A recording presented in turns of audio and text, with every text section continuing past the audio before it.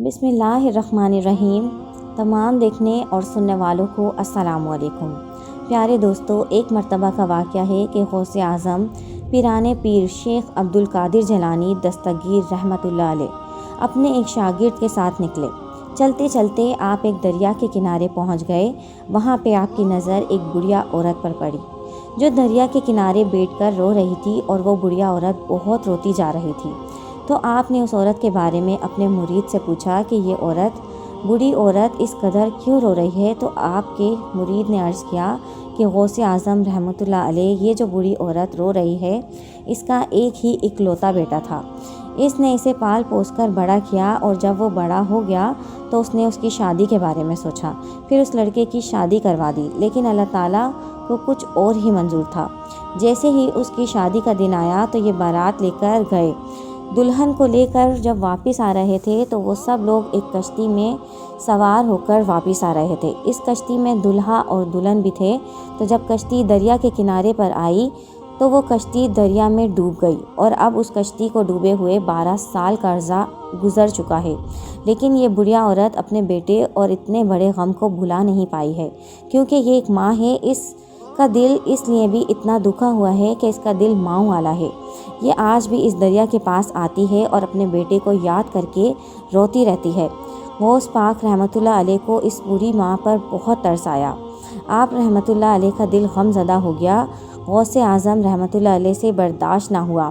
آپ رحمۃ اللہ علیہ نے اپنے دونوں ہاتھ اللہ تعالیٰ کی بارگاہ الہی میں بلند کر دیے اور اپنے رب العزت سے دعا کرتے رہے، اور اتنی دعا کی پھر بھی نہ اس کشتی اور نہ اس کشتی کی سواری، اور نہ ہی اس کشتی کے سوار، اور نہ ہی اس کشتی کا کچھ سامان، اور نہ ہی اس کشتی کا کوئی ڈوبا ہوا سوار نمودار ہوا۔ تو پیران پیر شیخ عبدالقادر جیلانی کا دل بے چین ہو گیا۔ پھر غوث اعظم رحمۃ اللہ علیہ نے اللہ تعالیٰ سے پوچھا، اے رب العالمین، اس قدر تاخیر کی کیا وجہ ہے؟ تو غیب سے آواز آئی کہ یہ تاخیر خلاف تقدیر نہیں ہے۔ ہم چاہتے تو ایک حرف کن سے تمام زمین و آسمان کو پیدا کر دیتے، لیکن حکمت کے تحت کچھ دن میں پیدا کیا۔ بارات کو ڈوبے ہوئے 12 سال ہو چکے ہیں۔ اب نہ وہ کشتی باقی رہی ہے نہ وہ سواریاں، لیکن ہم نے تیری دعا کو قبول فرمایا ہے، اس لیے ہم نے ان ڈوبے ہوئے انسانوں کا ذرہ ذرہ اکٹھا کر لیا ہے اور انہیں زندگی کے مرحلے میں دوبارہ داخل کر دیا ہے۔ سبحان اللہ، اللہ اکبر۔